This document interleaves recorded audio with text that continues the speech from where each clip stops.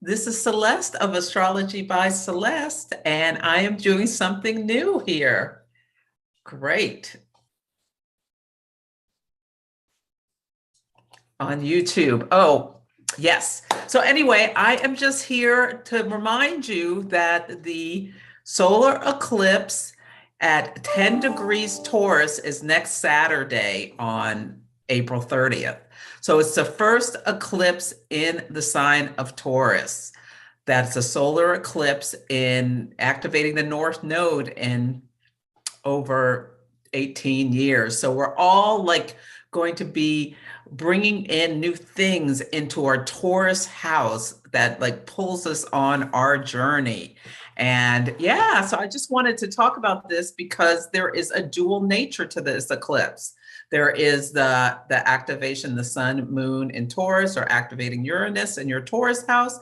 And on the same day, Venus and Jupiter are meeting in the sign of Pisces at 27 Pisces. So I recorded a series of videos at my Snip feed, so you can get to it by going to the link in the bio. I also dropped a link linked in the description here, where I did a main video that's 55 minutes long, and then I did videos that are about 10 to 15 minutes for each zodiac sign, where I talk about what the zodiac sign will be experiencing by house in both where the eclipse is, where Venus and Jupiter are meeting, as well as where the South Node is clearing. Give some thoughts on that. And then I pulled cards from 3 different decks for each of the signs. So these videos are only $12, and I encourage you to go to the link and purchase your rising sign, and at least, and then your sun and your moon sign also if you want.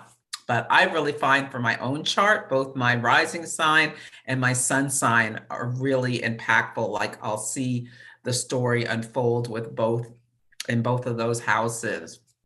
Yes, so for me, being a Taurus, I'm a Taurus sun. So this eclipse is happening in I'm a Taurus sun, Cancer rising. So in my 11th house is of my Cancer rising house that Taurus rules. And whenever you have all Cancer risings, whenever you have an 11th house activation by a new moon, which a solar eclipse is a big new moon, it is an opportunity for you to like just tell the universe all your wishes. Jan Spiller calls it the granddaddy power period, where you can just manifest. And then in my first house, it's about my identity because I'm a Taurus sun. So you put the sun on the first house. And yeah, so yeah, I am feeling the shifts. I've been feeling this for a while, but I am starting a podcast, which is a way to branding myself. And yeah, it's my identity is shifting to become a podcaster. Yes. And so if you look in my solar chart, my rising sign chart, Cancer rising, this Jupiter and Venus, as well as the Jupiter Neptune conjunction, is all in my 9th house. I have all this energy in my 9th house, and it's a 9th house of broadcasting. So I'm having this dual nature thing with the 11th house and the 9th house. So the eclipse in the 11th and the Pisces stellium in the 9th. So one of the things I'm doing with this as well, 9th house is broadcasting, starting the podcast. I'm also going back east to visit with friends I haven't seen for over 20 years, that I went to like high school and elementary school with. And I had moved as a child at age 16. My father had job transfers, so we moved to Canada and then California. So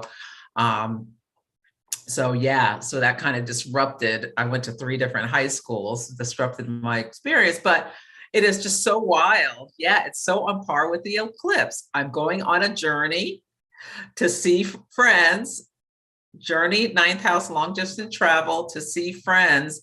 The 11th house. And it's like going to be interesting because my identity has shifted. This is the sun in being the solar chart, the sun, my identity has shifted from being this corporate person. I was just a little brainiac as a child and all into my studies in school and all that sort of thing. And yeah, and like a career, in the sciences and all of this for my entire life. And then now I'm an astrologer. So it'll be interesting to see how my new identity, looking at the solar chart, Taurus is the first house, and then the Jupiter Pisces, all that energy is in the 11th house. So yeah, it'll be really interesting to see. So there you can really see both the solar chart and the rising sign chart. So yes. Okay, so what I'm going to do is for this is specifically for my YouTube audience, I'm going to pull a card for like just food for thought for the solar eclipse. So especially if you have planets or points, especially personal planets, or by points I mean ascendant, descendant, midheaven, or I see at around 10 degrees of fixed signs of Taurus, Leo, Aquarius, or Scorpio. You may see something come in relatively soon with this eclipse. But for everyone, the eclipses are bouncing back and forth between our Taurus and our Scorpio houses. The gains coming in Taurus, the clearing in the Scorpio house. Yeah, it depends on your chart, but yeah, you can always book a reading with me if you want a deeper dive into your natal chart. And I offer 3 types of readings, actually more than 3, but yeah. The New Beginnings, a natal chart, is like where we go through a comprehensive review of your natal chart and your natal promise, talk about your elemental makeup, and then what's coming up for you now. And what you can expect to be coming up in the future, just some based on the activations of your chart. Also like some hidden talents maybe and some blind spots, things for you to think about. And then once you've had a New Beginnings reading, when you come back, you can just do a deeper dive reading, which is a little less expensive because we've already reviewed your natal chart. And then we can do, your solar returns or just year in review or whatever you want to do. I'm also a horary astrologer. So horary is where you ask a question, like you have this soul-searing question that you need some help with. It could be about like a business. Should I go for this job? Will I get it? As well as you can ask a question about a relationship, that sort of thing. And then I cast a chart, and when I understand the question, and it's so amazing how it will talk about what most recently happened and what would likely happen in the future, and can give you a whole another layer of food for thought. So I love doing horary readings. Yes, yes. So you can book that on my website as well, astrologybyceleste.com. And then I also do what I call the Astro and the Oracle reading, where I do we discuss your natal chart, but I just do more of my hot takes, my interpretations, my intuitive reading. And then I pull a card for each of the 12 signs of the zodiac. Not signs of the zodiac, 12 houses of the natal chart, sorry. And so you'll get a reading that like comes through with a story typically that you need to know. Yes. So those are great things to do. And eclipse season is a really great time to do it because it can make you aware of some things you weren't necessarily aware of about how, you're potentially the story may unfold for you. Okay. Yes. So again, you go to the link in my bio or the link down here. It's it's at www.snipfeed.co, no M on the end, snipfeed.co/astrology by Celeste. There's a link down there in the description once I fill it out after the video's over. I'm doing this live.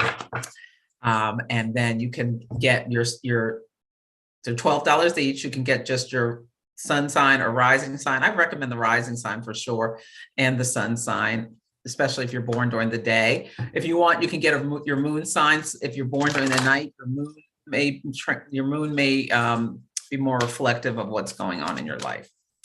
Okay, just to understand like what the evolutionary call is, because with eclipses, we walk through a door, we turn it back around, look behind us, there's a wall. These are changes, propel us forward. Yes, and it may be more internal depending on your chart, but it may be things that pop out in the material world. And something may be born in the seeds may be planted that, you don't realize exactly what started until 9 months later, maybe, when the first quarter moon activates this approximately 10 degrees in 9 months, which would be Aquarius. There'll be a first quarter moon, a Taurus first quarter moon in Aquarius season. So the moon will be in Taurus, the sun will be in Aquarius, activating the same part of your chart with more light. So you'll see more of the story of what this is bringing forth into your life. Okay, let me pull this card. I'm going to pull two cards for us. No, I'm just going to pull one card. What do you need to know? Well, we'll see. What do you need to know about this eclipse season? YouTube audience of Astrology by Celeste. And I'm going to use the Akashic Tarot deck. I love this deck by Sharon Ann Klingler and Sandra Ann Taylor. Also at my snip feed, you can go to the link for my Amazon page for things I recommend, books and card decks and whatnot. Okay, let me pull this card. See what we should think about with this eclipse. What can be coming in, what can be changing. And in the video, I go into all the aspects and everything. Ooh, interesting. This is interesting. I pulled the Muse in protection. So this is something to think about. Okay, the Muse. I pulled this card for one of my clients the other day. It's so interesting. Okay. Okay, if you've been trying to give birth to a creative project, the labor pains are probably not over. Regardless of the type of endeavor, from a new business to a poem, you may be feeling caught in the proverbial writer's block with your ingenuity at a low ebb. Even if inspiration does trigger your creative action, there may be outside obstacles that hold you at bay. Well, right now we're having today, Mercury's conjunct the North Node, and tomorrow Mercury meets Saturn. So Saturn can bring slowness, Saturn can bring restrictions. Yeah, you may just need to focus your energy and think deliberately, and yeah, just be aware of delays and restrictions. The moon's in Aquarius. That's, a fixed sign. So with Saturn's there. So yeah. So try not to be too dismayed though. This is only a passing phase and you'll be able to handle it well if you don't resist the energy at hand. For now, let yourself move in a more receptive state and gather your resources. Taurus season, time to gather your resources. The time for you to use them will be soon at hand. So this is a call. If you're trying to burst something, whether it be creative or what have you, and you're feeling blocked, or you're feeling like it's going too slowly, keep hope alive, have faith, don't get discouraged. One of the things I love about this eclipse is that, the energy may start propelling you further forward faster. And there's also at the full moon, and I love about this eclipse, the Jupiter-Venus conjunction, that can bring a lot of creativity. Mars and Neptune are also in Pisces. So there's a 4-planet stellium in Pisces, and that can bring a lot of creativity. And then the full moon lunar eclipse is Saturn is squaring it. So I think once we get past that, if you're feeling blocked or stalled, like I think that'll be a clearing, a shattering of the blockages. So keep hope alive. If you're feeling stalled, just keep moving forward and trusting the process, trusting the divine timing. Okie dokie. Well, I hope this has been helpful for, I know that card was for someone specific who is watching this, is that card, the Muse in Protection, was for you. Yes, it was. Maybe a bunch of people, I don't know. But yeah, so I hope everyone has a safe and happy eclipse season. Purchase the videos to help support you, and so you can like be aware of what's coming up, as well as be informed about some of the things you may not have thought about when you looked at the chart yourself. Okay, you take care. Bye.